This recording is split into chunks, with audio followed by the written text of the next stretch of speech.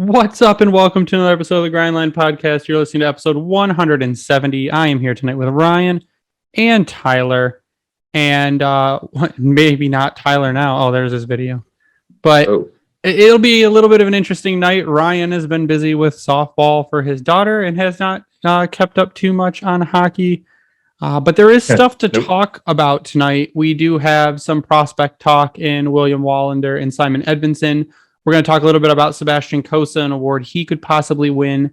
We're also going to talk about the Red Wings that are going to the World Junior, or not the World Junior Championships, the Red Wings that are going to the World Championships. Oh. And we are going to talk a little bit about Alex Nedeljkovic if we do have time. But how are you guys doing tonight? Too shabby. This is the first relaxing night I've had since like Tuesday, a week ago. That's a long time. Yeah. It's officially softball season, so my weekend was spent in a hotel, and I didn't accomplish anything other than getting a fantastic sunscreen or suntan line across my face for my sunglasses and my ball cap, and also right around the neck. Get the first burn of the year, Ryan? I thought I was going to be burned. I thought I'd be peeling like no other, but I actually am not too bad, so I'll take it. Tyler, got to get that base, get the base going.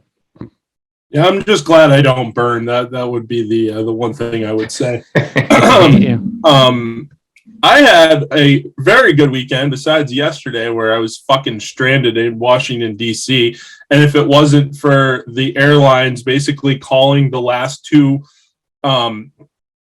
flight attendants in the DMV area, I wouldn't have gotten home until probably this time tonight. So I'm very glad and thankful for that person or those two people that decided to drive 50 minutes to Reagan to basically get us to Providence. So anyways, I'm doing good. Had a good weekend. Saw the Stars game on Saturday night against Seattle. Got to see Matt Beniers play for the Kraken, which was pretty cool. And also got to see Vlad Namestnikov get the game winner in the game the other night. Did he tug on his jersey? Kraken. He did not tug the jersey. He did the little one knee fist pump, and that was pretty cool. Also saw Luke Glendening. So a lot of former Wings, a lot of former Wolverines out there as well. So it was cool. It's cool. That arena's sweet. Yeah, I have been to the arena in Dallas. It is very nice. The worst arena I've ever been to is the arena in Sunrise that the Panthers play in. It is a giant dumpster with when I was there, what looked like bowling alley carpet, basically. And I was there for a Linkin Park concert, and it was just not great. But we're going to talk. Actually, I want to start the night off with because we sometimes get caught up in our subjects and we completely miss news that has happened. And Simon Edvinsson signed his entry-level contract with the Detroit Red Wings after Frölunda was eliminated from the playoffs. Simon Edvinsson, more of a build up to that. No, we're going to go right off melodramatic. We're going right off the top. He was signed to his 3-year entry-level contract. It's been way more exciting. This is exciting. Simon Edvinsson, 3-year entry-level contract. You need to put some like echo effects into that when you fix this instead. And like explosion sound effects and like stuff. Sunday down at the expo. Like we got Toyota-thon happening or something. But Simon Edvinsson is signed to his 3-year entry-level contract. Will be over in North America next year. Now, whether he plays with Detroit or spend some time in Grand Rapids is really up to how he does in training camp. I don't see many situations with the current state of the left side of the defense that he would not make this team. Not good. Who you got good right now, but that's besides the point. I told Tyler before you hopped on, Ryan, this is the Detroit Griffins that are currently playing. Turner Elson's in, Kyle Criscuolo's in. You've got Taro Hirose is in, and Barber tonight? You have no left wing on the top line. The top line is Joe Veleno and Lucas Raymond. There was no left wing on that top line. Bold strategy. Yeah. So I mean, you think Toronto at this point is just literally toying with their emotions. Be like, it's like that Geico commercial where he's got the dollar and he's just he almost pulling it away from him. Oh, come on. I want Toronto to lose this game. And the only reason I want Toronto to lose this game is to completely ruin their confidence going into the playoffs. Like they lost to basically an AHL team. Mm-hmm. It'd be amazing. But yeah, I think all Edvinsson has to do is beat out Jordan Osterley on the left side there, and he should be good for a spot, because I think if you go into next season with a Simon Edvinsson on your left side, along with a Jake Wallman and a Mark Stahl, I mean, that's a far better left side than what we've worked with for 75% of the If season. Stahl comes back. Yeah, that's what I'm saying. If Stahl comes back, if he doesn't, I mean, then you could play you're going to have a William Wallander who just won U20 Player of the Year in the SHL coming over to North America. You're going to have an Albert Johansson come over to North America. So there are going to be options on the left side, but I would think you would try to maybe sign Mark Stahl for one more year. Now, do you think the SHL, NHL change in agreement will affect that at all? I don't think so. Because I think I'm trying to pull that article back up. Yeah, let me grab the tweet because I know that Lars had pointed it out, that the new agreement basically says that players that are in the SHL should go, like if they're younger players, should stay in the SHL until I believe they're 24. Yeah, it went from 21 to 24, but it's not like it's going to keep them there. Yeah, it's like if they're a first round pick. Like the CHL agreement, where they're pretty much limited to either AHL or the NHL or juniors. Yeah. Oh, so that's what it would be. It would be basically like, say Simon Edvinsson were to come over to the NHL, he would have to play in the NHL, not eligible for the AHL. And then if he doesn't make the team, he'd have to go back to his Frölunda. So that's where it's that's the catch. Because he's a first round pick, he isn't. Yep. He's basically exempt from that. Yeah. Isn't he still too old to play in the AHL? Or not too old, but isn't he still too young to play in the AHL? No, because he didn't play over here. CHL players. He didn't play okay. Yeah, you're thinking the strictly North American aspect of it. Yep. So I have the agreement up, the new NHL transfer agreement with Sweden. Mm-hmm. It says new dates for transfers. Signing deadline is June 15th. Signing deadline for players drafted in the same year is July 15th. If a player is signed after the 15th of August and is a first-round pick, there's an additional fee of $100,000. Regarding players and assigning them to the AHL or back to Sweden, a player drafted in the first round can be sent to the AHL. If the player has been drafted in the second round or later, the player's former club in Sweden must be consulted prior to being sent to the AHL, which that's that's just polite to do. If the player has not reached the age of 24, he is supposed to be sent back to Sweden. That was previously 21 years old. So if they are drafted in the second round or later and they are under 24, they're supposed to go back to Sweden until they are 24. I would think that if they were going to go to the NHL at any time between 21 and 24, that the team would just call that whatever the NHL team is would call up the SHL team and be like, hey, we need this guy. We're bringing him over. We'll throw money in your face or whatever, and we'll bring him over. This is an 8-year agreement with the option to be canceled after 4 years. I don't have a problem with this. I like this because the SHL has proven itself as a good developmental league. I don't think, for all intents and purposes, that you need the AHL as much when the other foreign leagues have come so far. I mean, it's nice to get all your prospects into one spot and start getting chemistry with them and everything. But the AHL is not as good of a league as the SHL. The SHL is a better league. The AHL is going to be more physical. It's smaller ice. It's going to be maybe a little faster paced because they have less room. But for quality of hockey-wise, the SHL is a better league. So I don't really have any problem with players if they're playing in Sweden, developing in Sweden. We saw what happened with Mo Seider with his year in Rogla. We've seen what happened so far with Edvinsson. We've seen what happened when Wallander goes to Rogla. They're good developmental leagues, and I have no problem leaving them over there. No, and I really don't think it's going to be a negative impact because, like you said, it says it right here. All he has to do if he's under 24 and not a first-round pick, he has to be offered to his Swedish team before they can be sent to the AHL. It's basically a phone call between Yzerman and the other club saying, hey, we would like to bring him over and play him in the AHL if they want to. But, I mean, history has dictated that Yzerman has no problem leaving them in the SHL.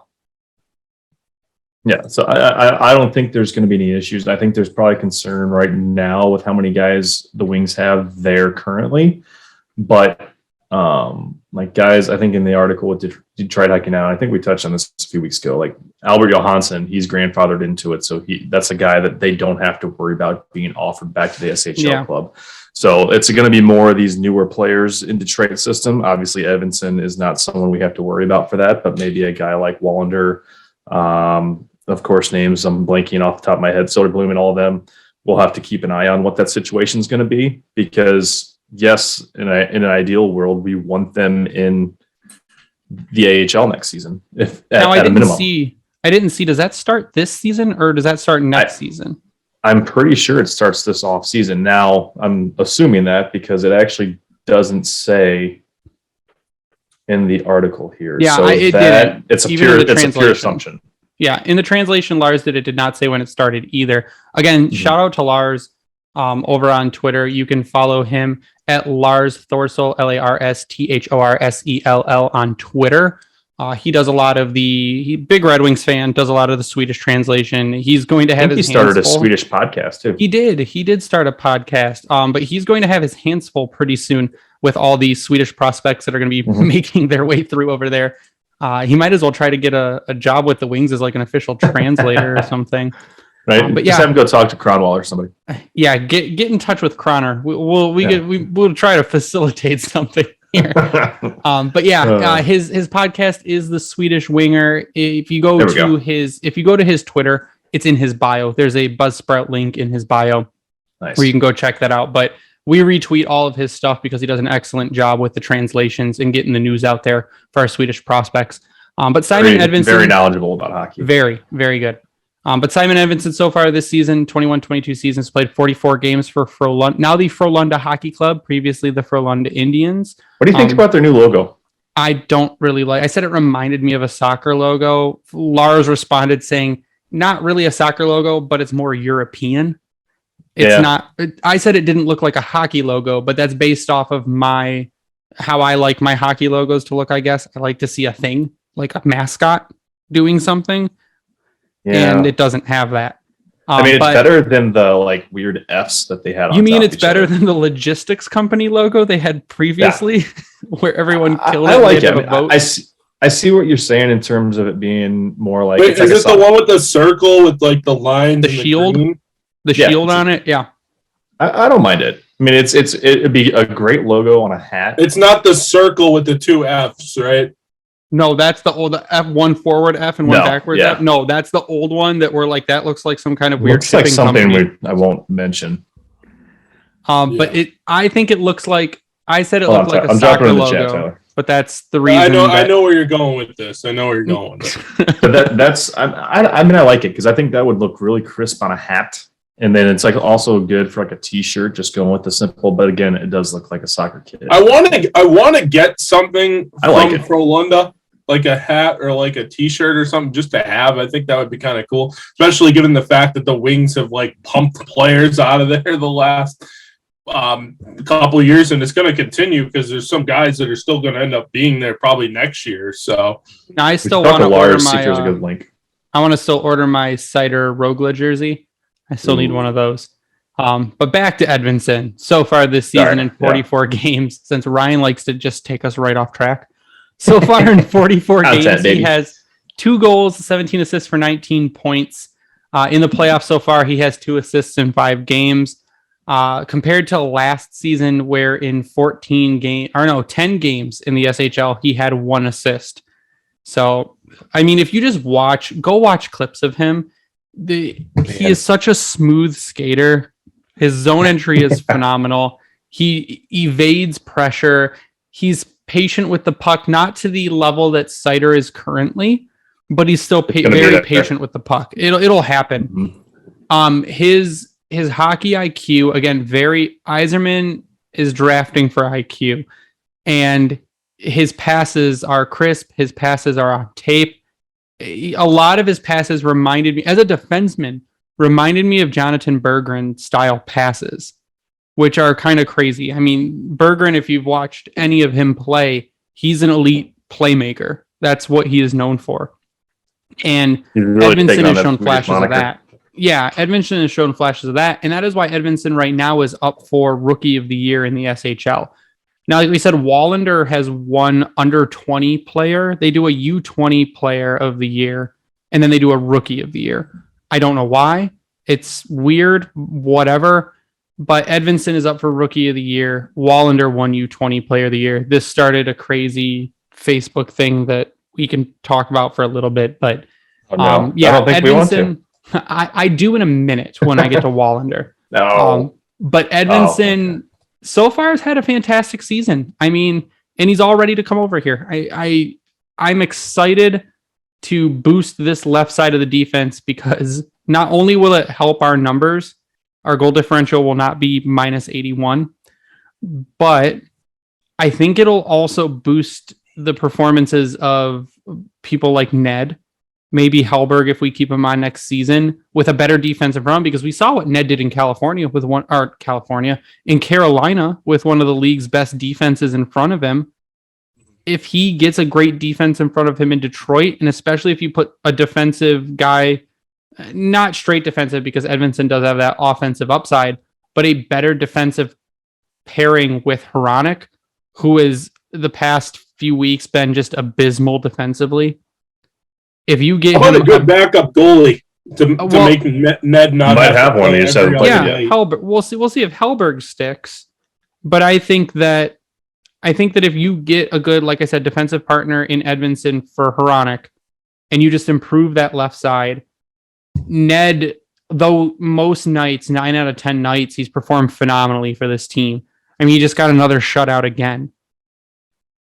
I think that if you get him to help against the lowly Devils, but he's still doing it. Sure. He also did Carolina, but he also did it to Carolina, so it's not like he's. They don't ask against who, Ryan. They ask how many. But touche, salesman. Touche.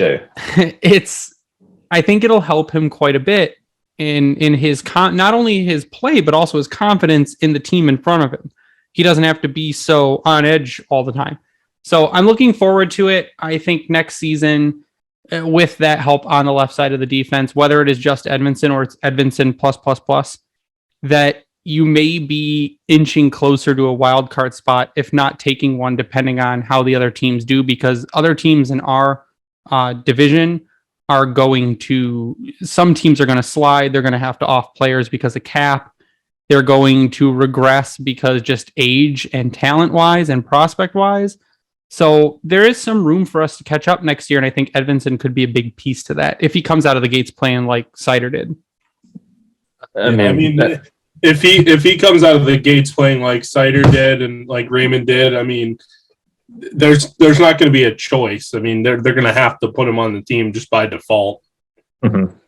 But I mean, you look at it though, and I was talking. Mario texted me a little bit ago, and I just haven't had a chance to respond yet. But one of the things that he touched on, and it's exactly to your point, the Wings need blue line help.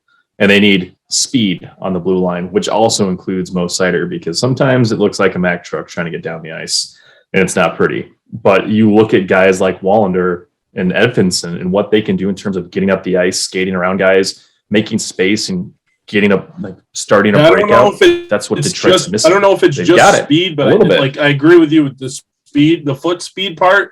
But I also mental speed as well. The first pass is so important, and I mean, when you only have one or maybe two guys that can do that, I mean, it's off the glass. Yeah, but I mean, you think about when we've talked, the conversations we've had this season. There's been many games, especially early in the season, where Detroit had that, but then the rest of the league caught up to them. But then the foot speed seems well. That's my main thing, is that as the season's gone on, Detroit's gotten hurt and slower. And it hasn't really gone. And they've also just had bad players back there.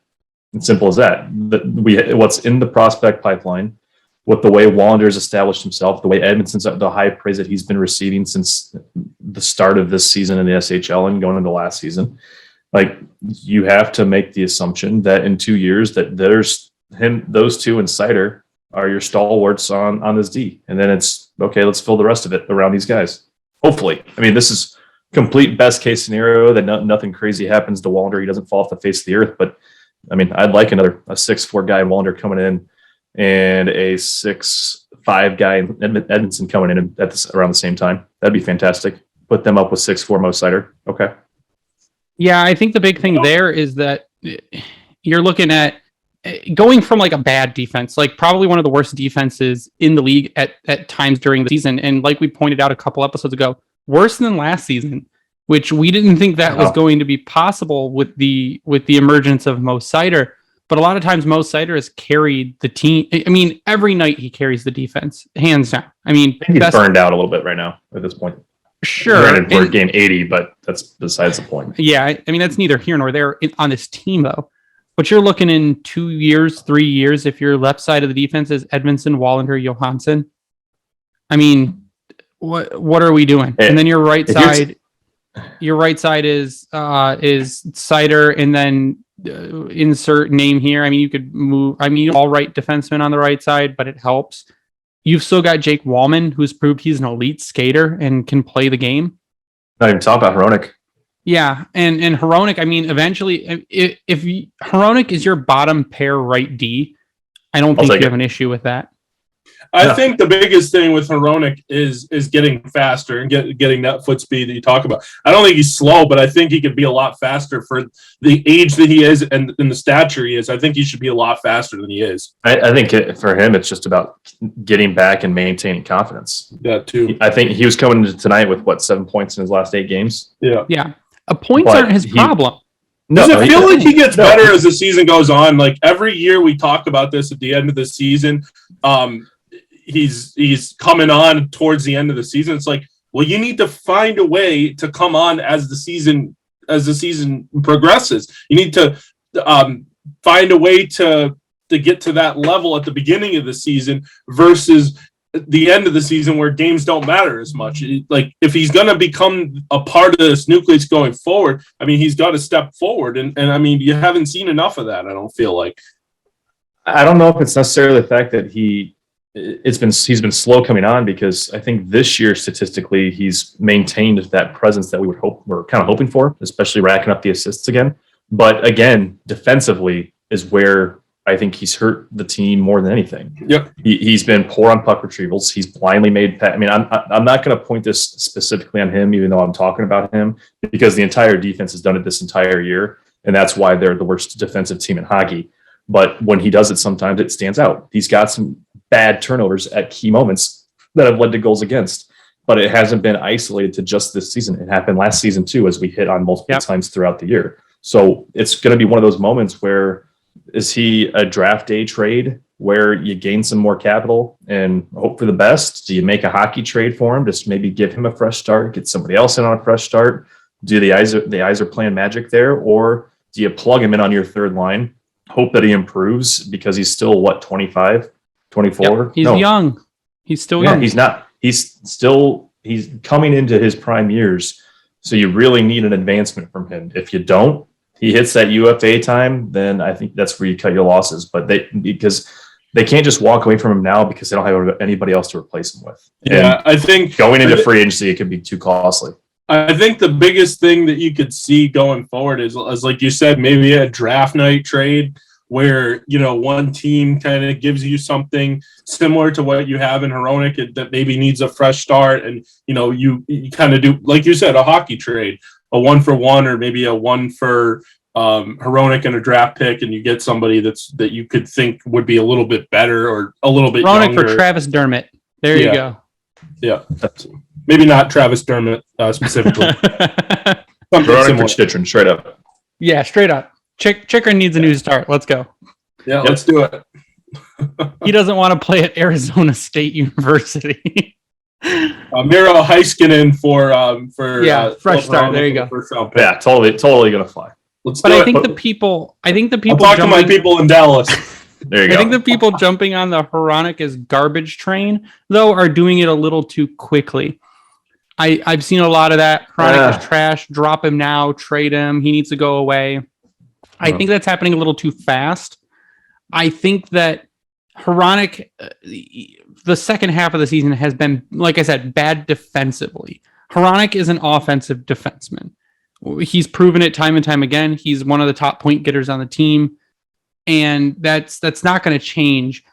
I think if you put him, say you bring in an Edvinsson next season, who is good defensively, and you put him with Hronek, and Hronek is still this bad, and the lapses are still this noticeable, then maybe you start thinking about trading Hronek. But I don't think you trade him this season, because going into next season, what you would replace him with on the right side is not going to be good. So we don't. Well, it depends on what you get back in the deal, though. I guess, but why is a team going to trade you a good right-handed defenseman to replace him with Philip Hronek? Yeah, that's fair. I'm just saying. I mean, if a team comes to you and offers you good picks and prospects, then do it. But the way he's playing now, I think you're going to be selling him low. Yeah, it's tricky because I pulled up Hockey Ref just to see how things looked. I mean, statistically wise, his first half was actually better than his second half. No, I guess he did miss a few games in there. So his first 41 games, he had 22 points, 4 and 18. And then the last 35, he's had 1 and 14. So I guess it's pretty damn close. But I don't know. I mean, it's offensively, it's there. I don't think, I mean, you know that you can throw him on the power play, and that's the great aspect of him because he's a righty, but Seider's taking that over. You got to expect that with Edvinsson coming in. He's taking over the left shot D on the second power play unit, ideally. So does he become expendable? Because is Hronek going to be a shutdown guy on your penalty kill? No, actually, Hronek should not be on the penalty kill. That is one of my big issues right now, is he should not be there. So you've got that scenario. And then you've also got, if you're going to shelter him on third pair minutes, I mean, he's averaging right now on the season. Let's see. Let me go back one real quick. And he is still up there at, why is everything so hard to find when you want to find it? 22 minutes. He's getting 22 minutes a game right now. That's a lot. That is only behind average time on ice, Mo Seider. Of course, yeah, because he's your middle pair right defenseman. Mo Seider's your top pair, he's your middle. I would like to lower that a little bit. If Seider wanted to, Mo Seider would play 30 minutes a night. And he's had totally. There are nights where his shifts, he's had like 3-minute shifts, Ryan. They put up sometimes they'll put up the shift timer and it'll be like Mo Seider 2.5 minutes. I'm like, the coaches have to hate that. They have to hate someone being out there for like more than a minute. And then you got Mo, and that's how. Seider's had 14 games over Jeff 25 minutes. Knowing Jeff Blashill's probably like, yeah, stay out there. We don't have any other options. But if it was me, I would also be like, please, if you have legs and can move and still do stuff, please stay out there because the people coming in after you are not going to do as well. Yeah, or are bad defensively. That's what it is. Like Mark Stahl, great offensive superstar, apparently. Defensively, not super solid. Hronek, not solid defensively. Gustav Lindstrom started the season good. I don't know what happened. Whatever wagon he fell off of was not a good one. I'll tell you what happened. He went back to being Gustav Lindstrom. You mean like Eminem snapped back to reality? That's what happened with Gustav Lindstrom? I mean, I'm not saying he's not a serviceable He's a defenseman. Third pair defenseman, but I mean, how many of those do you have already? Yeah, well, you've got Ali Ulevi, who apparently Blashill hates and will only play every 16th game. You've got Jordan Osterley, who is a flex forward, I guess, sometimes. I think he sucks. He's not great. You've got Lindstrom, Lindstrom is a good bottom pairing / extra D man. For the first half of the season. Sure, for the first half of the season. Do you think he's still hurt? Lindstrom? Mm-hmm. God, I'd hope not. He's been playing like the past, month plus? Oh, I know, but he was playing great until he got hurt and has been garbage since. If he's still hurt, there's a problem because you've got the extra defenseman to shut him down. I'm just saying, I know that the Wings have been shutting guys down already. I mean, we've lost the captain. I mean, sure. Zadina going out was kind of, you can't really do anything about that because his appendix. No, his appendix exploded. So that's a different story. But I just kind of wonder if he's healthy enough to be out there, but there's still something affecting him overall because he's not the same player. My thing with that is that maybe he's just that fucking tired because he hasn't had a full 82 game season. You don't have to play all righties on the right side. So if he's hurt, you just flex in Osterley on the right side. You picked up Jake Wallman. You've got an extra defenseman. So I don't understand if he's hurt and that's the issue, then that's mismanagement. That's big mismanagement. Well, then maybe on Friday, when's the last game? What day is the last game? We are the best kind. Alexa, I don't think today is the last game. When is the next Red Wings the 29th. It is on Friday. Maybe we're having this conversation on Saturday or Monday that Jeff Blashill has been relieved of his duties as the head coach of the Detroit Red Wings, and that we don't have to talk about these things anymore. However, that's a whole different can of worms that I might have just given a lot of people caused an accident or something. Palpitations, Ryan. They're gonna be not paying attention. Giant and erections. Just hear Jeff Blashill has been relieved, and they're gonna crash into a berm or something. Then they're gonna be relieved. That's what's gonna happen. Ooh, wow. But I will say one thing. I would say that's more possible this year than it has been in the last 4 or 5 years. So I mean, that he gets fired. Yeah. Is it going to be firing or just not picking up the second year on his contract? Yeah, I mean, I guess it doesn't really matter if it means he's not here. Tyler, like Darren McCarty said, you'd be appalled if Jeff Blashill was back next season, and I'd be the same. Darren, if you're listening, your shirt is going in the mail tomorrow. You should receive it on Thursday. Nice plug. I like that. But I mean, do you think that Darren would say something like that, though? Especially, I mean, I know we talked about this last week, I'm pretty sure.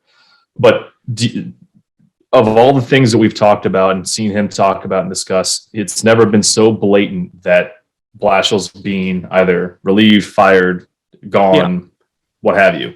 Darren said the same thing I said. Yeah, it's like there's that stirred the pot of. I mean, maybe it helped people realize that things aren't going to happen until the season's over, which, I mean, you should have expected that really from the start of the season. But it's a hard thing to not think about or avoid. So they're endangering Mickey's life on live TV. They he stood on the edge of the boards to get around to in between the glass where they do the commentary from. Mickey down the ice. Mickey's on ice level, but he had to stand up on the boards to a shimmy around the glass to get in the little area. No. Mickey's not a spring chicken, and that was a little dangerous. But I agree. I agree that I think that Blashill, I said the same thing as Darren. There is no circumstance I see where Blashill's brought back as head coach.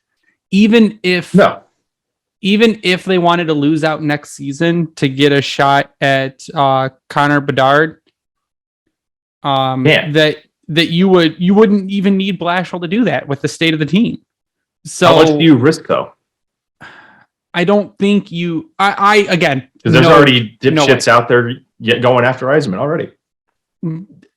You point me to them, please. I have not seen anyone go after Yzerman. It's the same ones that we're talking about Larkin, so take that as you will. I personally don't think... They want Babcock back. Probably. Okay. I personally don't think that tanking for Connor Bedard is the smart thing to do.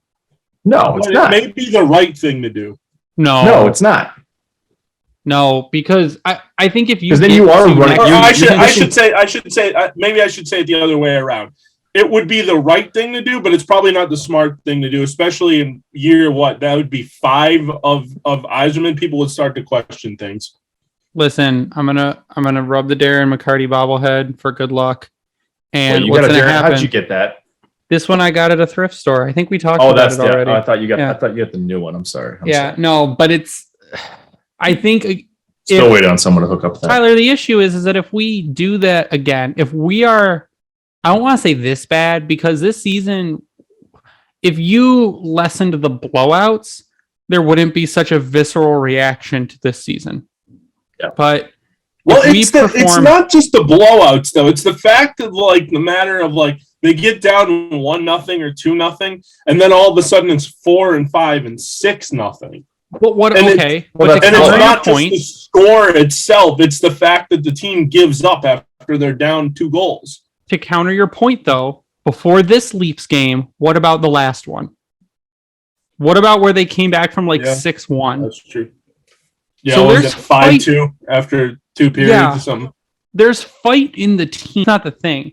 I think the thing is, if the right thing to do was tank for a lottery chance at Bedard next season, at the end of next season, if this record was worse than what it was this season, and you aren't showing improvement, the fan base then starts to doubt Yzerman. That's the problem. And that's what we don't want.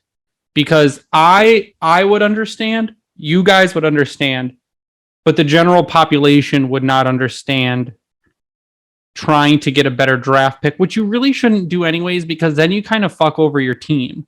Like, the guys in the room don't want to tank to get Connor Bedard. They want to get better. They're coming here. Free agents are going to sign here for the promise of getting better. You're going to attract... What does that say to your captain? Exactly. You tell Larkin, hey, eat shit for a year because we want to get a better player. Larkin ain't going to sit back and do that. No way. Illich isn't either. With how he's played this season? Are you kidding me?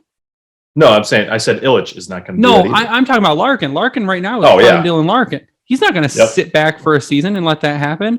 You see Raymond in year 1 overdoing my prediction of 50 points, which everyone called me crazy on. Overdoing that prediction. What does Raymond get next season? You think Raymond reaches... No. Here's the question someone asked earlier, and I thought that was funny. I made a funny rookie card for Michael Bunting, which was great. But this is so good. Someone said, what if you put Lucas Raymond in Michael Bunting's position right now? Is Lucas Raymond at 70 plus points this season playing with Marner and Matthews? Absolutely. Is Lucas Raymond almost a point per game player playing with Marner and Matthews? Yep. So imagine Lucas Raymond next season. Think they move Verana to the top line. Verana, Larkin, Raymond. Should. How tight does that make your pants? Like, seriously. Hell, just think if Berggren comes up and they put Berggren on that line. Sure. Playmaker and Berggren, Larkin can score. That's a stretch hope, obviously, to have. But now you've got an elite playmaker in Berggren he's used to things over here now after coming over. Fuck. You put him, that was such a beautiful goal. Fuck John Tavares. But you think about it, like you put that playmaking type of player with Larkin and Raymond. Sure. And Raymond, who is also an elite playmaker. And Larkin. And Larkin. And all three have a great shot. They do. I mean, if you get a ranked shot, I actually think Raymond's shot is right up there with Larkin's shot. Like, Raymond has one of the quickest releases I've seen. Yep. If he would just start utilizing it the way that he can, he'll be a top goal scorer in this team, or could be. Right. Yeah, I think Raymond's trying to do the whole Gustav Nyquist thing, where he becomes a playmaker instead of being the goal scorer. See, I don't think so. At times, not all the time. Obviously, sorry, go ahead.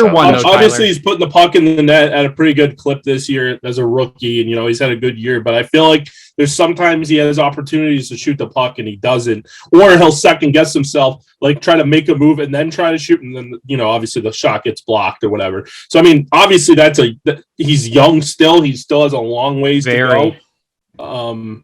But I mean, I see some Gustav Nyquist in him where there's opportunities where he can shoot the puck and he'd rather make the pass instead of shooting. And I think that just kind of comes with confidence, really.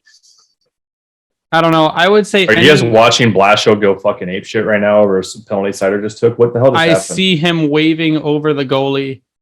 Oh, he said, fucking come here. That's what he said. They called Sider for a trip, and he was on the middle of the ice on the ground. Doug Huda is also very confused. How did they call Sider for a trip? I don't know. These refs are terrible. The state, I think we'll talk about in the next episode. They called a trip on this? The state of refereeing is what we're going to talk about next episode, because officiating has never been Wait.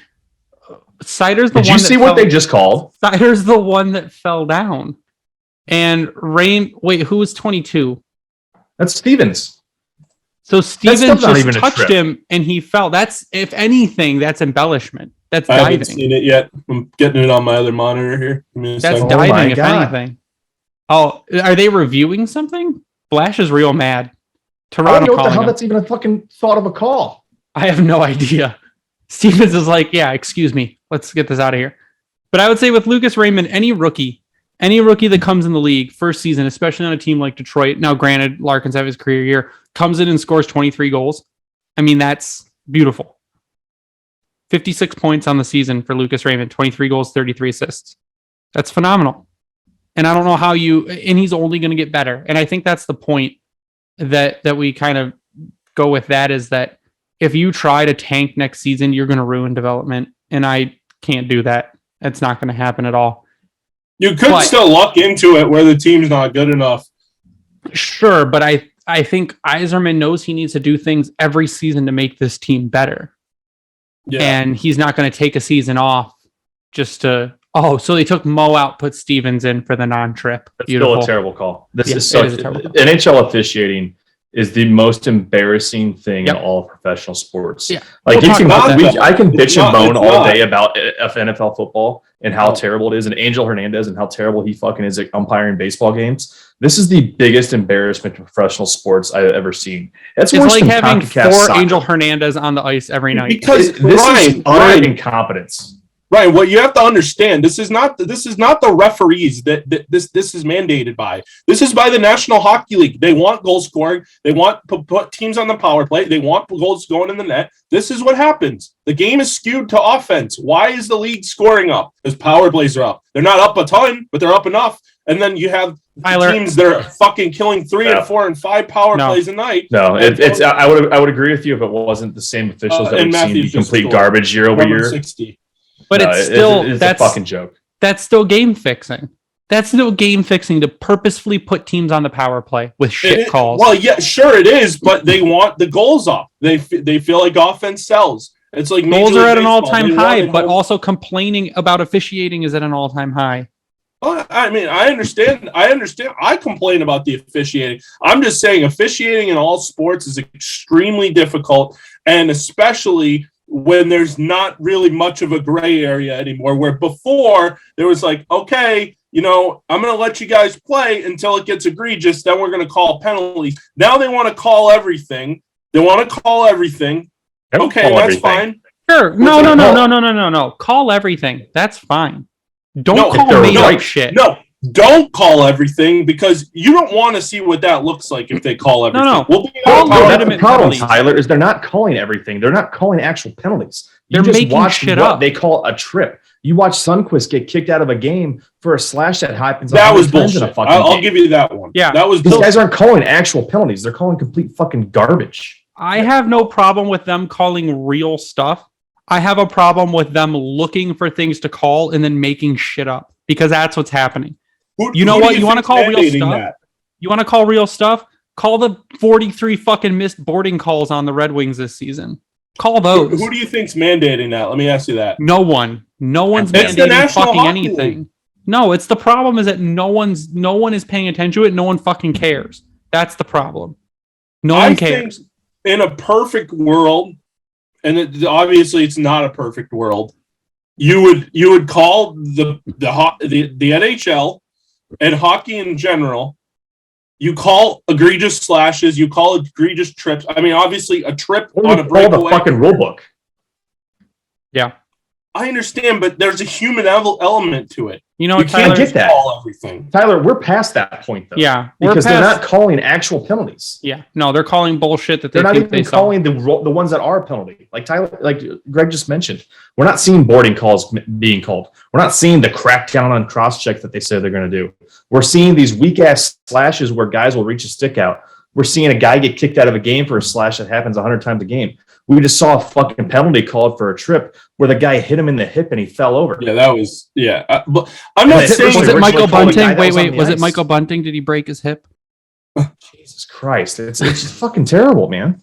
I'm not saying that the reffing is perfect, but I will say one thing too, and I don't know if this has anything to do with it, but I was looking at officials in the NHL. There's a lot of officials in this league right now that started in 2015 and ahead. So there's some guys that have been reffing in the NHL that have started in 2015, 2016, 2017. And there's a lot. I'm not saying that that's everything, but I'll tell you one thing right now. Experience shows a lot. Yeah. And there's not a lot of experience. Apparently we need Paul Dvorsky back. So we need less Tim Peel is what we need. And that's apparently a lot of what we're getting. But I do want to talk a minute about a perfect world. If this was a perfect world where everyone had Manscaped. Isn't that a great transition? No, it was fucking awful. Growing out your playoff beard, let that thing loose up top. But our friends at Manscaped are here to help you avoid a Jumbo Joe downstairs. The global leaders in below the waist grooming want to save your hockey pucks from a slap shot in crunch time this playoff season. 4 million men worldwide trust Manscaped to prepare them for the Stanley Cup. Join them and go to manscaped.com for 20% off plus free shipping when you use the promo code GRINDLINE. Now we are 2 weeks into our Manscaped experiences. Still smooth sailing, for lack of a better word. That is no pun intended.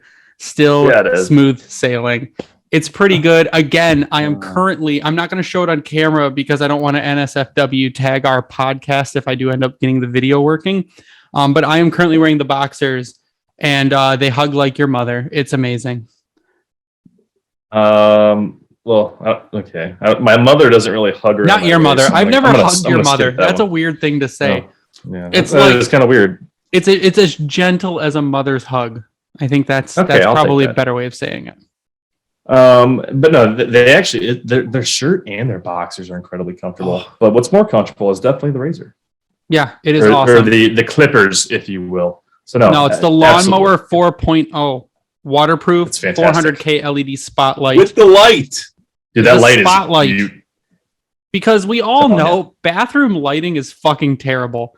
Have you ever tried to look at something in the bathroom? And the spotlight does wonders, and it is also waterproof. So shave in the shower. Showers are also generally darker, and that spotlight does help you out when you're there. Also, the Weed Whacker nose and ear hair trimmer included in the package, also waterproof, skin safe technology.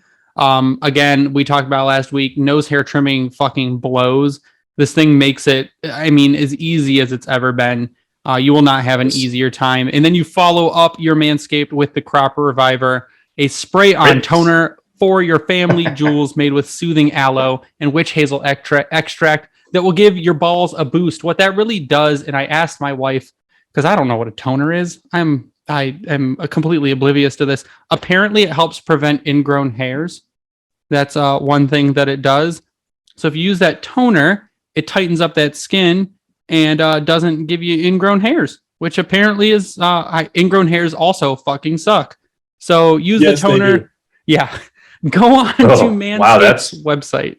This got dark real quick. It sucks. Go to Manscaped's website, use promo code GRINDLINE. You get 20% off plus a free shipping. Again, with the code GRINDLINE, 20% off plus free shipping at manscaped.com. Don't be a goon fighting your bush with the wrong trimmer. Choose the right tools for the job this playoff season with Manscaped. Awesome stuff. The guys over there are awesome to work with. We love them. And go on, order yourself some stuff. Like we talked about last time, they don't just have trimmers and stuff like that. They also have soaps and shampoos and body washes and all that fun stuff that actually smell really good and work very well. So go get yourself some Manscaped. Again, promo code GRINDLINE, 20% off plus free shipping.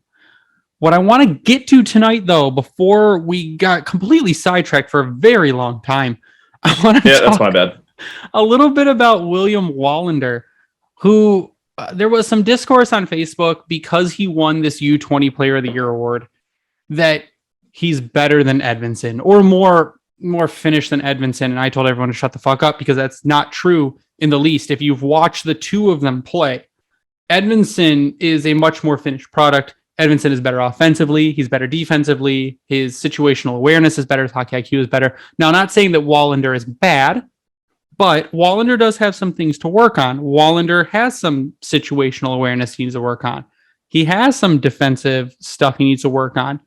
This is his first year in the SHL with Rogla, same team that Mo Sider played for. Nothing but apparently super high praise for the coach of Rogla for developing these players. But 7 games played, he has 4 goals, 15 assists for 19 points. In the playoffs, he has 1 goal in 13 games. They were just eliminated today. So I would think that his contract would it hasn't come yet. So unless, I guess, Yzerman's up real late talking to Sweden, which is possible because they're a way different time zone, I would guess that the Wallander contract comes tomorrow. That would be my guess. Now, they did say Wallander will most likely be in North America next season, along with Johansson and Edvinsson. But again, that is another piece that can shore up the left side of the defense where we have our biggest gap right now. I will tell you, he is not better. He is not better than Edvinsson. Edvinsson was picked that high for a reason. Hey, if he is, I'll fucking take it. Sure. Because you know what? Cake. That means there are 2 diamonds right there on that blue line. Great. Beautiful.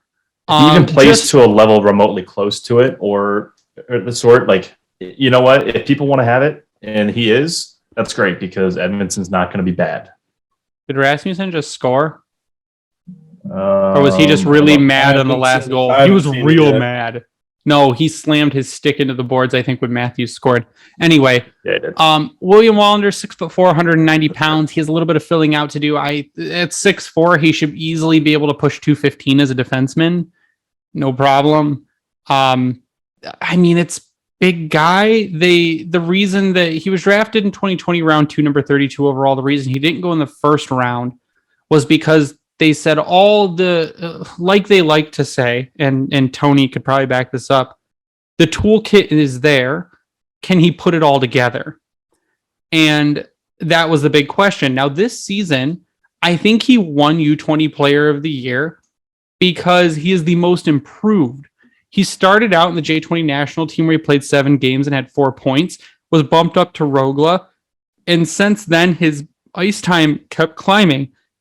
This last game, I don't know if you were on when I talked to Tyler about this.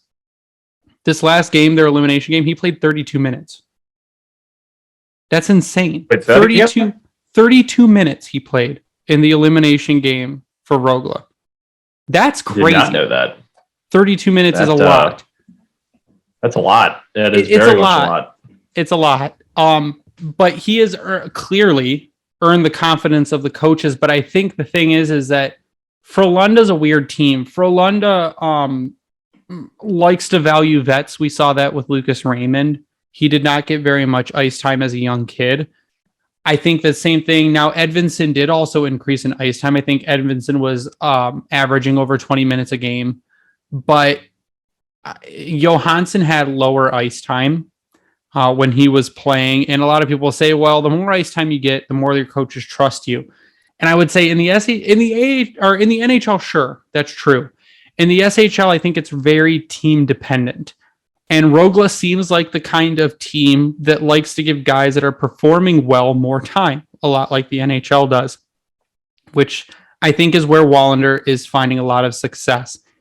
And I wouldn't really call him a diamond in the rough because he was a second round draft pick, like high part of the second round, number 32 overall. If he is above his timeline, because I thought maybe he might take 3-4 years to make it to the NHL. If he makes it to the NHL, if he gets playtime next season, that's very, very good. That's very good for an Yzerman draft. And again, he's a left shot D, something we need. That's why I'm very, very excited about him. Everything that you just mentioned, we talked about it earlier, and it's just like, dude, if he is, him and Edvinsson are 2 of your top guys, and we're not even touching on what they could potentially bring in via free agency, because you know that they're going to have to. You need that veteran presence and guys that are skilled back there. That's where Mark Stahl fits in perfectly. Oh, defense. Defensively, I'm sorry. Like that. I mean, Trocheck, yeah, fantastic. That'd be great. He brings a skill that they don't have, but like they need it. They're getting younger. They keep getting younger, but they're getting talented. So it's just a matter of when that happens. if he Also comes over next season, like that, this is where, like, what's his contract situation coming in? Did you mention that earlier? I got sidetracked. He is unsigned right now because they were here. just eliminated from the playoffs. So I'm assuming that the contract will come tomorrow or the day after. No, It'll I be meant soon. I meant on the SHL side. Is the contract situation cleared over there? Is what I meant. Oh, that wouldn't matter. Hopefully. No, I think a lot of times players like that sign single year contracts. If he signs with the Red Wings, because he's a draft pick, is still property of the Red Wings. And generally, yeah, I don't think a SHL contract would matter over there, but I can see if there's a way to check SHL contracts. I was actually thinking about tweeting that at Lars earlier when the debate was going on about how that was like being handled in a sort. So that was a nice puck movement. Anyways, so that's something that's worth looking into, or we just wait to see what happens. We could probably ask Max. He would know pretty quickly. And my thoughts on Wallander, I mean, anytime you can get a guy that is 6'4", I think it says 195 or 192 pounds. Yeah, he needs some meat. Yeah, I'm sure he can. 190, according to EP, 190. Oh, 190. Okay. Well, I mean, he could probably put on a little bit more. I mean, the fact that he's 6'4" and he can skate, I mean, that in itself is just something that obviously the Wings defense could use. Yeah. If he plays in the NHL next year, that's a huge win for Yzerman. If he plays in the NHL and is an impact player, I mean, that's a win for Yzerman regardless, whether it's next year or the year after or what have you. So, I mean, to me, it's going to be interesting to see what happens with him because, I mean, this is just another guy that if they hit on him, I mean, it can extend it can, speed up the rebuild even further. Yeah, I would agree. I just don't agree to the people saying he's better than Edvinsson. What if he's the same as Edvinsson? And I'm not saying that that's the case. I'm just saying, what if he is the same as Edvinsson? Now you have two great. What if Edvinsson's the same as Seider? Like, what happens? Okay. Well, now you're going to be spending $1 billion on your defense, but at that point, DMAC says defense wins championships. I'm going to agree with that. If you've got to spend $30 million on your $20 million on your defense, fucking spend $20 million on your defense because they're going to win you games. That's the thing. Keep the puck out of the net, make the goalie's job easier. You put a defense in front of Ned. We saw what happened with a defense in front of Ned in Carolina, right? We talked about it earlier. A defense in front of Ned in Carolina gets him an amazing save percentage, takes pressure off him. If you need to spend money on your defense, spend money on your defense. Also, Steve's real good at making players take less. Yeah. Well, if it's making players take less, but realizing what they have in front of them to make sure that they're helping the team rather than if that makes sense. I mean, I know this day and age is different, but I mean, and I know that the state tax thing in Tampa and everything like that is also something that played into a factor of maybe Kucherov and Hedman and those guys getting signed for less money. But I mean, he did still get them to stay for less money. You know what I mean? Like, let that not be a mistake. Which is why I don't think Larkin's going to get $9 million a season or $9.5 million a season. He might get but I do think he should get an 8-year deal though. Absolutely. Oh yeah. Larkin, you lock up for 8, make everyone shut the fuck up. But I think that you could, any other team that was signing Larkin after the season he's had this season, in his previous record and his play on the ice, but also his leadership and skills off the ice, I think a lot of teams would give him over $9 million a season, 9.5, maybe. I think if you're looking at Detroit, I think he's getting 8.25, 8.5 million. Because Yzerman's good at contracts. I mean, that's just what happens. You kind of got to do with the Wings what the Bruins have been able to do. Get Bergeron to take less. Get Krejci to take. I think Krejci was the highest paid player on the team when they were in their glory years of going to the Stanley Cup final and stuff like that. I mean, Chara obviously, but like for the most part, like Pasternak's only making 6.6 right now. Marchand's only making like 7. When's that contract up? 2 years. They're gonna have money in 2 years. I think so. I mean, I don't keep up with their cap situation, but I mean, from what I've seen, Pasta. For Boston to re-sign Pasta. Yeah, they better hope they have money in 2 years. Well, Bergeron's probably gone. How old's Bergeron? I don't think he's going to 37? retire like everyone thinks he's going to. No way. He's 37? Hold on. 36. Oh, okay. He'll be 37 in July. He'll retire. This is the final season of his current contract. They'll re-sign him, I think. Him being that Pasternak's due after next season. Yeah, yep. for how Bergeron is playing, him being 36, almost 37, that's very impressive. They've been really good. Like, if you look at their contracts, like even Charlie McAvoy's not making like an astronomical amount of money after this year. I think it goes to 8.5. Try 9.5. 9.5. Yeah. Okay, but even then, I mean, Charlie McAvoy is probably a top. You're looking for a salary cap going up. He'll be okay. But you see that 9.5, Tyler? You're looking at Moritz Seider's future there. Is what you're looking 10-5. Well, yeah, because the cap will be up by when Seider's ELC is done. So you're looking at that for Seider. You're looking at, depending on Lucas Raymond's next season, you're probably looking at $9+ million for Lucas Raymond. I mean, it's a lot of money, but Yzerman does cap magic, and we've seen that before. But before we finish tonight, because I mean, we had a jam-packed show to begin with, but we tangent and all that kind of stuff. Sebastian Cossa is up for WHL Goalie of the Year. That's what it is, right, Ryan? Goalie of the Year. Yep. Edmonton Oil Kings this season in 46 games. He has a 2.28 goals against and a 913 save percentage. In 2 playoff games, he has a goals against of 0.5 and a 98 save percentage. Those are great numbers. He's won both games, of course. That's a little bit down from 2020-21, but 2020-21, he had only played 19 games. 19 games with a 1.57 and a 941 save percentage. Sebastian Cossa, after the World Juniors, where he was basically snubbed by Team Canada for having bad exhibition games, which I still don't think was right. They only have one bad game. One bad game. Bad game. Yeah, one bad game. I still think they should have played him. But he has rebounded very well. And what did he just win goalie of the week again or something, or goalie of the month? Yep. He had 2 shutouts in their first 2 playoff games. I think they played tonight or tomorrow or something like that. Yeah, he has been very, very solid after getting over his mini slump there post World Juniors. And I mean, we'll see what happens. I mean, the talk was and will be until NHL level. Cossa versus Wallstedt, and we'll see what happens there. But I mean, it's exciting nonetheless.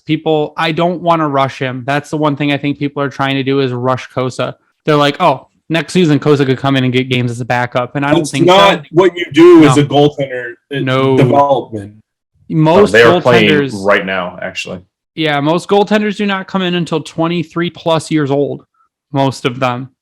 So Cossa right now. And again, he's a beast. He's 6'6", 209 pounds. He is 19 years old. If you see Cossa as a backup at 21, we're doing something right. That means he has outdone his expectations. He could come in for a year as a backup. Ned by that time, 26, 28, or 29, and that's okay. I mean, if Cossa pushes Ned out and you have to trade him and he's still playing well, you'll get more than you paid for him as a goalie in this league, which are hot commodity. I mean, and if he puts on weight, I mean, if you get a Cossa at 6'6", 230 pounds, I'd always said, why don't they just put a fat guy in net and just like a 6'5", 350 pound guy who just takes up the entire net and there's no gap. The NHL 15 Ultimate Create Goalie. Like the commercials. Good job, Duncan. No sleepy. No sleepy, Duncan. Yeah, if they put just a Duncan in net and just have no gaps, like what are they going to do? What? Yeah, Duncan is was a guy. The walrus. That's ridiculous. He's a walrus. You know who I always think of yelling that line? If you think of Biz yelling that line, like oh my god, pointing out, going, it's a walrus, ridiculous. I think that I'm like, why didn't they always put a fat guy in net? Because pucks would get by, and all he'd have to do is sit on his knees the whole game. That probably hurt his knees. But unrelated. 6'6", yeah. No, I was gonna say Edmonton's playing right now. The Oil Kings. Cossa's in the first period. He's faced one shot through 14 minutes of hockey. That's some stout defense. He might be on his way to another shutout today. But 6'6", if he could get to 230, 220, I mean that's a big guy. And you saw what Yzerman did with Vasi in Tampa. I mean, big goalies win games. They cover more of the net. I mean, it's just what it is, especially athletic ones. So You gotta think there's that's a heavy amount of motivation. I mean, granted, he's an NHL prospect picked in the first round. The motivation's there, but to see what's in front of him in Detroit, to know what that defensive core could possibly be without looking at guys on the outside of the organization, And post the drive's going to be there. Yeah. Post playoffs, we're going to get him on the podcast. I've talked to him quite a few times. Yep. So we're going to get him to come on post playoffs. But for those that need a reminder, his EP profile says he mixes things up and recovers quickly on rebounds to get in front of multiple shot sequences in order to clear his crease. He's not afraid to use his hands, and he does a good job of covering up pucks before they spring loose for scoring chances. He'll use a wide array of save options to match whatever the shooter presents. And he's shown that. I mean, he is there. I don't think there's any way he's not in Grand Rapids next season. I cannot see a situation where they send him back to juniors because I don't think, a la Michael Rasmussen, who couldn't go to the AHL. Cossa can go to the AHL because he hits the deadline by a few months. So I think that he goes into Grand Rapids, and Grand Rapids, I think, loses goalies. Well, they'll have Brattstrom and Cossa. I don't know their situation offhand. Brattstrom will be there. It'll be Brattstrom and Cossa. Because Fulcher is going to be in Toledo. I know. I'm just thinking off the top of my head. Because Pickard's around, but he's hurt. Well, Pickard is, I think, only on a 1-year contract. So, hold on. Pickard expires after the season. So there's Hellberg, but he's not going to go to the AHL. That's already clear. Nope. Going. I hope down, he backs up next season instead of Grice. Kossa's on his ELC right now. Mm-hmm. So that slides because he didn't play. Yep. Let's see. I keep seeing us, so I apologize. They got Philip Larson, who's out on loan. Brattstrom, Fulcher. Fulcher's only 23. Brattstrom's 25, but all three of those guys are RFA. Brattstrom is arbitration eligible, but I doubt anything happens with that.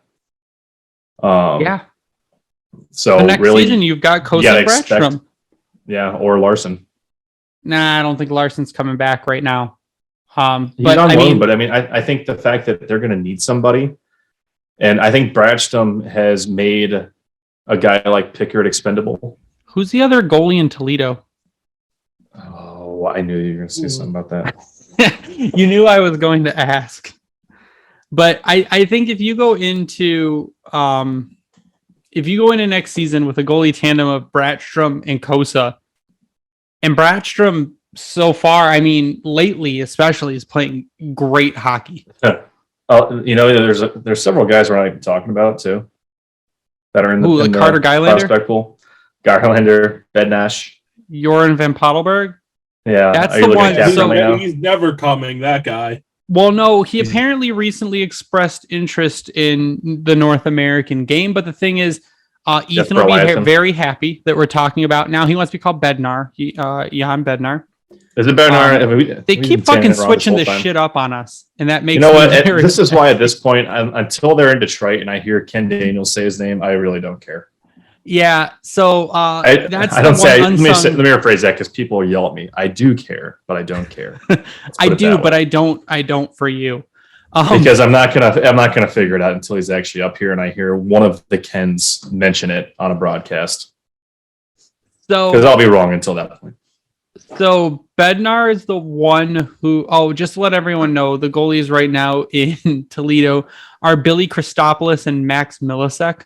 No fucking idea. Who? No idea. Yep, they're in the playoffs right now. Sure, great, beautiful. I don't know who. And I think Fulcher is actually eligible to go down and play with them. Yeah, he is. So for that.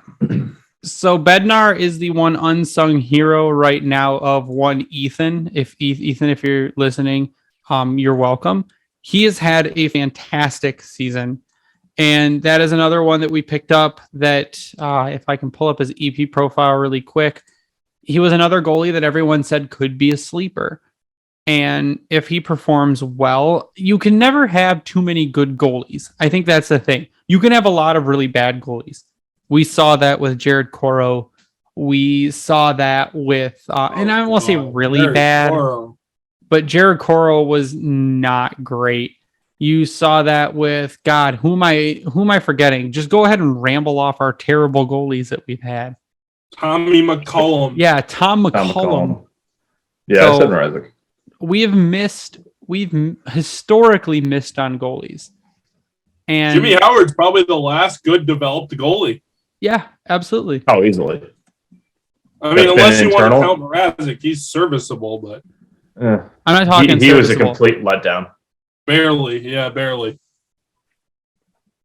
Whoa. Yeah. So I mean, if we go into the season in Grand Rapids and have a pairing of Bradstrom and Cossa, and then in the NHL you've got Ned and Hellberg, our goalie situation Harry is Sateri. Hari Sateri, current Arizona Coyote Hari Sateri, who tried to Eric be a Maple Comrie. Leaf but failed. Like Oh, Jonas Gustafsson. Jonas Oh. Jonas The Gustafsson. monster. No, Jonas Gustafsson is what we called him How because did he was Thomas constantly breaking McCollum something. stick around for so long? Like, holy shit, man. They loved Ken him Holland. for some reason. Ken Holland, because Ken Holland draft picks never left. That was the point.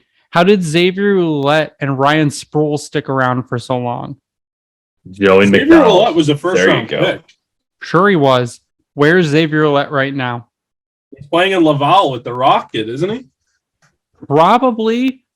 Should he have been picked in the first round? So here's the thing. And I don't want to tangent on this No. because we're like out of time. But We've Ken blown Holland. past that a long time ago. Ken Holland in the last 6 years of his tenure in Detroit, 7 years, really, really, really bad at drafting. Really bad. Yeah. Like to the point where like Dennis Cholowski, and people yell at me constantly for this and say that Blashill is the reason that Dennis Cholowski was not good. No, No, it was him himself. Dennis Cholowski was the reason that Dennis Cholowski was not good. It's just he should not have been picked. Michael Rasmussen, though he has markedly improved this season, very, very good in the second half. Dennis Cholowski is going to be selling used cars next year. Great, beautiful insurance. He'll Hey, be an he insurance got pulled salesman, back up Tyler. by Seattle. But the thing is that Michael Rasmussen picked 9 overall. I don't even think was mocked in the first round. It's a reach, and it's a reach that shouldn't have happened, and he will ever be marred by the fact that he was picked where he was picked and will not play like that position. But the thing is that Michael Rasmussen, like Mickey Redmond said the other night, is becoming an integral part of this team because he is using his body now. He's getting in front of the net. He's scoring goals. He's pushing people over. He's not falling down. I feel like I have to mention that every time we talk about He's the him. most consistent guy that we've had over the last month and a half. Exactly. Besides He Joe cemented himself as a perfect middle guy. He is becoming what Michael Rasmussen should be.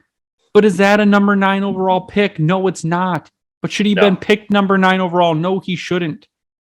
Michael Rasmussen, I was probably mocked in the mid 30s. Is he living up to that? Absolutely. Is he living up to number 9? No, but he should not have been picked there. And you can't be mad at him for that. You can't be mad at him for where he was picked because he did not choose to be picked there. Was he ecstatic to be picked there? Sure. Is he doing all that he can do right now and all that he should be doing? That and more on this team. Now back to Jan Bednash playing in Arcady Bathurst in the QMJ. 2.71 Bednar. goals against. Bednar, 2.71 goals against, 912 save percentage this season so far. He is 27-13-4. That is up from last season where he played for Arcady Bathurst for 12 games, had a 3.62 and an 8.94. So, I mean, improved very good in the Q this season. That no defense league to have a sub 3 goals against in the Q is very good. So, I'll take it. And again, the more goalies you have in the pipeline, the better. But leave Michael Rasmussen alone. I'm going to go on my Dylan Larkin stump and just switch it over because Larkin's hurt. You We can't don't be have time mad for at him that. now. Leave Michael Rasmussen alone. But I want to close it out tonight, you guys. I want to get your final thoughts before we sign off. We didn't have time to talk about Ned, besides that he's been very good and has another shutout. So, I really don't have many. I'm going to go. I'm taking it. You go. You go, Ryan. Damn right. Final thoughts for me. I mean, I think now the only thing we have to look forward to, other than the draft in the lottery, which don't even get me started on the lottery, because this is probably going to be the year that we actually somehow win it, and it's still going to be a complete letdown. But it's now we have the summer World Championships to look forward to. So hopefully we see some decent Red Wing representation there, especially from some prospects. I know we got Soderblom playing, I think, is it this weekend in the Czech tournament for Team Sweden? It's their I think prep games for the World. May 8th, I think, is when the World Championship starts. Yeah, so these are warm-up games or tune-up games for the World Championships. Yeah. But yes, so he's getting a chance to ideally be on the roster when things. And we'll talk about that more next week too. We'll talk about World Championships next week because it won't have started yet. Yeah, so that's an exciting, like, the summer in that sense is great for Red Wings fans. That's really what our bread and butter is going to be about, really, since the playoffs, I think, start Monday. So now we just get to be sad and hope that teams that we hate, like Toronto, lose in 4. Not great for Dylan Larkin though, because he's hurt. Nope. So, but other than that, I mean, it's going to be a long off season because now we're back to a normal off season, I guess I should say. So, yeah, we'll try to keep it real, I guess. Sadness. We have 1 game left. Tonight was just it wasn't so great. It wasn't bad, but it was expected. But my computer comes in Friday and I can finish our thank you video for the Red Wings social team finally. Ooh, there we go. I think we had a few posts on Instagram you have to make sure you pull too. Yeah. So, yeah, that's all I got. Already ran 33. I wasn't done, Tyler. Now I'm done. Okay, now it's yours. My final thoughts are, I'm just looking forward to the playoffs, looking forward to the draft lottery just to see how we get porked this year. So, basically at this point, I'm just looking forward to the offseason, really. Been watching a lot of baseball, getting ready for the Stanley Cup playoffs. Like I said, I like the World Championships. Now that I work from home, I'll be able to have that on while I'm, doing my work and stuff. So definitely look forward to that. You know what, Tyler? I agree. I think the fan base is really sleeping on the off season. It's going to be a really, really interesting off season. Like the last couple of years have been like, okay, let's see what they're going to do. I think this year they're not going to push all their chips in, but I think this year is going to be the year where you see Steve Yzerman go out there and grab a free agent. There's a lot of decisions to make too. That too. Yeah. There's a lot of situations that can be had. Like you said, there's a lot of decisions to be made. There's a contract extension for a captain that needs to be done this summer. There's a lot of things that can be done this summer. Yeah. It has to be done. It has. I would do it. If you're a smart man, you do it.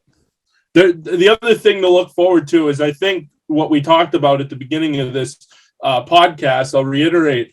I think that we're going to finally get that tweet at some point within the next week or so, where Jeff Blashill has been relieved of his duties in Detroit, and I think that for a lot of people like to blame the coach, and I think this is the first year where, it's time to say, we thank you for developing some of our great young players, but now is the time that we're going to try to ascend, and to ascend, we're going to do it without you. So I think a lot of people, again, like I said, will be happy about that and are welcoming that, to be able to do that. So final thoughts are that, and you can follow me on Twitter at SealDog91.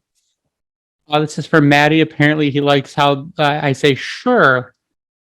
So we're gonna once I get my new computer.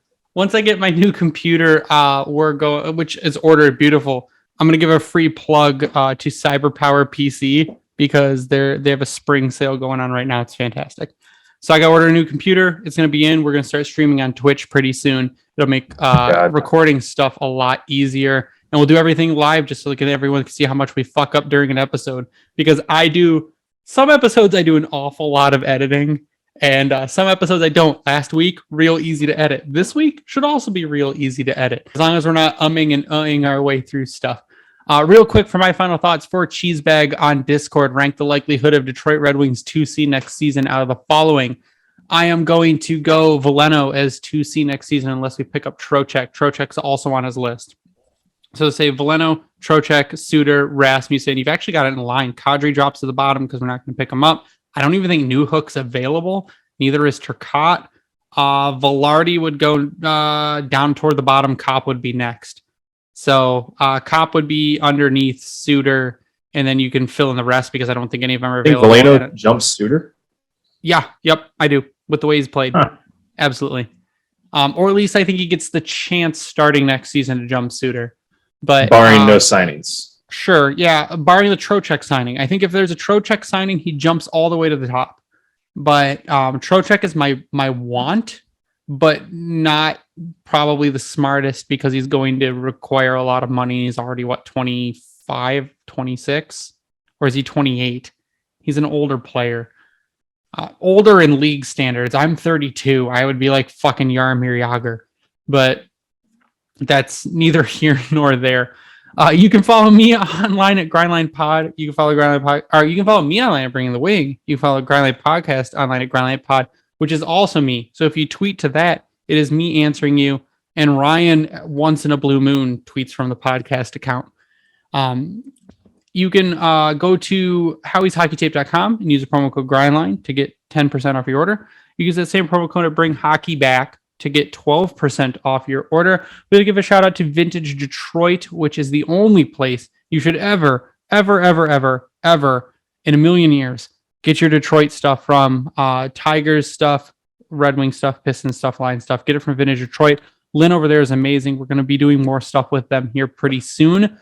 We may, and this is a may, I mean, it's been in talks for a while, be selling t-shirts through Vintage Detroit, which will be amazing. We are also going to have a website, and I'm going to just sort of throw it out because I already bought the domain. We're going to have a website soon, grindlinepodcast.com or grindlinepod.com. I don't remember which one I bought, but one of those we are going to have soon. I have to build the website out again. Once I get my computer, we're going to have a website. And I'm going to bribe... I'm going to bribe Sarah on Twitter at Helmeroids with candy or something to curate memes for us to host on the website. Just have an entire gallery of memes and posters I have made. It's going to be amazing. But yeah, you can follow them at Vintage Detroit on Twitter. We also give a shout out to the Hockey Podcast Network for hosting us at HockeyPodNet on Twitter and spreading our podcast all around and giving us a chance to reach a much larger audience. Again, merch, redbubble.com, search the Grindline. It's all out there. That's going to do it for us tonight. So for Ryan and Tyler, I am Greg. You stay classy, Hockeytown.